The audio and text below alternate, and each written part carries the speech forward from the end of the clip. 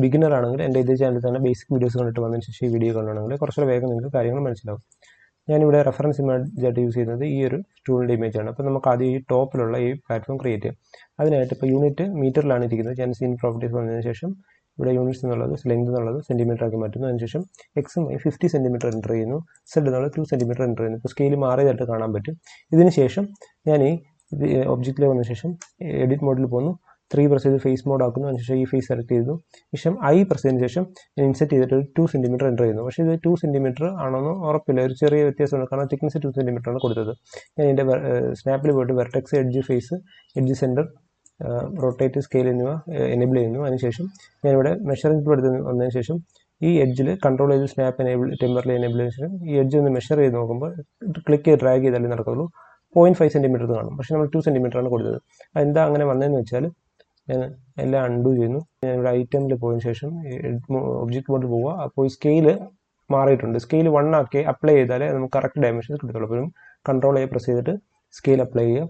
ഇനി ഞാനിവിടെ 3 പ്രസ് ചെയ്തിട്ട് പ്രസ് ചെയ്താൽ എന്നിട്ട് 2 സെൻറ്റിമീറ്റർ കൊടുത്താൽ ഈ 0.5 എന്നുള്ളത് നമ്മൾ ഡ്രാഗ് ചെയ്തതിലേക്ക് കൊണ്ടുവന്നാൽ 2 സെൻറ്റിമീറ്റർ ആയിട്ട് കറക്റ്റായിട്ട് വന്നിട്ട് കാണാൻ പറ്റും. ഫേസ് സെലക്ട് ചെയ്തതിന് ശേഷം റൈറ്റ് ക്ലിക്ക് ചെയ്ത് സബ് ഡിവൈഡ് കൊടുക്കുക. അപ്പോൾ 4 ഫേസ് ആയിട്ട് സബ് ഡിവൈഡ് ആയിട്ടുണ്ട്. ഞാനിവിടെ സബ് ഡിവൈഡ് ഓപ്ഷൻ എക്സ്പാൻഡ് ചെയ്തതിന് ശേഷം ഞാനിവിടെ 5 എൻ്റർ ചെയ്ത് കൊടുക്കുക. അപ്പം 5 വട്ടം ഇത് സബ് ഡിവൈഡ് ആയിട്ടുണ്ട്. ഇനി ഞാൻ ഫേസ് മോഡിൽ തന്നെ സെലക്ട് ബോക്സിൽ ഫേസ് മോഡിൽ പോയിട്ട് ഈ 4 കോർണറുകളുള്ള ഇത് സെലക്ട് ചെയ്തതിന് ശേഷം ഞാനിവിടെ പ്രസ് ചെയ്ത് താഴേക്ക് എക്സ്ട്രൂഡ് ചെയ്യുന്നു. ഒരു ഏകദേശം അളവിൽ വയ്ക്കുമ്പോഴത്തേക്കും നമുക്ക് ഈ ടോപ്പിലുള്ള ഇത് ക്രിയേറ്റ് ചെയ്യാം. ഈ 2 സ്ട്രക്ചർ ക്രിയേറ്റ് ചെയ്യാം. അതിനായിട്ട് നമുക്ക് ഷിഫ്റ്റ് പ്രസ് ചെയ്തതിന് ശേഷം പുതിയൊരു ഒബ്ജക്റ്റ് ക്രിയേറ്റ് ചെയ്യാം. ഞാനൊരു ക്യൂബ് തന്നെയാണ് ക്രിയേറ്റ് ചെയ്യുന്നത്. ആക്ച്വലി നേരത്തെ നമ്മൾ കൊടുത്തത് ഈ ക്യൂബ് ഇപ്പം അതിൻ്റെ മുകളിലാണ് വന്നിരിക്കുന്നത്. നേരത്തെ കൊടുത്തത് 50-52 ആണ്. ഞാൻ 50-50 എല്ലാം 50 കൊടുത്തു. അതിന് ശേഷം 2 എന്നുള്ളത് ഒരു 7 കൊടുക്കുന്നു. അതിനുശേഷം ഇപ്പോൾ ഇത് കറക്റ്റ് അളവിലാണ് വന്നത്. നമുക്കിനി ഓഫ്സെറ്റ് ആയിട്ട് ഇവിടെ നമ്മൾ 2 സെൻറ്റിമീറ്റർ കൊടുത്തു. പിന്നെ 1 സെൻറ്റിമീറ്ററും കൂടെ നമുക്ക് അകത്തേക്ക് എടുക്കേണ്ടി വരും. അത് ഈ ഭാഗത്ത് എടുക്കാനായിട്ടാണ്. അപ്പോൾ ഞാൻ 50-50 എന്നുള്ളത് ഒരു 40, 2 സൈഡിലും കൂടെ ഒരു 6 സെൻറ്റിമീറ്റർ പോകുമ്പോൾ 44 സെൻറ്റിമീറ്റർ ആയിട്ട് കൊടുക്കുന്നു.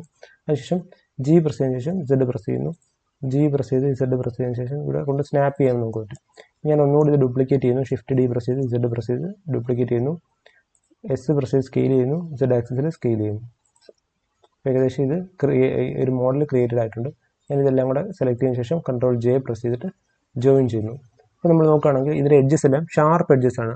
നമ്മൾ ഈ ഇമേജിൽ നോക്കുകയാണെങ്കിൽ ഇതിൻ്റെ എഡ്ജസ് ഒരു ചെറുതായിട്ടൊരു ബിവൽ ചെയ്തിട്ട് ഒരു കർവ്ഡ് ആയിട്ട് നമുക്ക് കാണാൻ പറ്റും. ഞാനിവിടെ സ്കെയിൽ നോക്കുമ്പം ഫാക്ടറൈസ്ഡ് ആണ്. ഞാനിത് Ctrl+A പ്രസ് ചെയ്ത് സ്കെയിൽ അപ്ലൈ ചെയ്യുന്നു.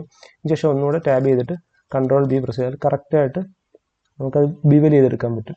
ഞാനിവിടെ സ്ക്രോൾ കീ പ്രസ് ചെയ്താൽ അതിൻ്റെ കറക്റ്റ് സ്മൂത്ത്നെസ് കൂട്ടാൻ പറ്റും. ഇങ്ങനെയാണ് ആക്ച്വലി ബെവൽ ചെയ്യുന്നത്. Ctrl+Z പ്രസ് ചെയ്യുന്നത് നമുക്ക് പെട്ടെന്ന് അങ്ങനെ ചെയ്യാൻ നോക്കാം. അതിനായിട്ട് ഒബ്ജക്റ്റ് സെലക്ട് ചെയ്തതിന് ശേഷം സ്കെയിൽ അപ്ലൈഡ് ആണ്. ഞാൻ മോഡിഫയേഴ്സിൽ പോയിട്ട് ആഡ് മോഡിഫയർ എന്നുള്ളടത്ത് സെർച്ച് ചെയ്തിട്ട് ബിവൽ എന്നുള്ളത് എൻ്റർ ചെയ്യുന്നു. അപ്പോൾ ഈ എഡ്ജസ് ഒക്കെ ബിവലായിട്ടുള്ളത് കാണാൻ പറ്റും. ഇനി എൻ്റെ എമൗണ്ട് എന്നുള്ളത് ഞാൻ കുറച്ച് കൊടുക്കുന്നു.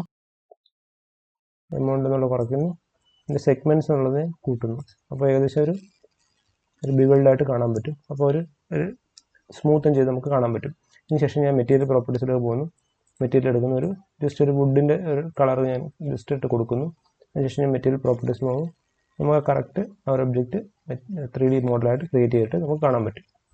കണ്ടൻറ്റ് ഇഷ്ടമായാൽ ലൈക്ക് ചെയ്യുക, കമൻറ്റ് ചെയ്യുക, സബ്സ്ക്രൈബ് ചെയ്യുക, ഷെയർ ചെയ്യുക. Thank you.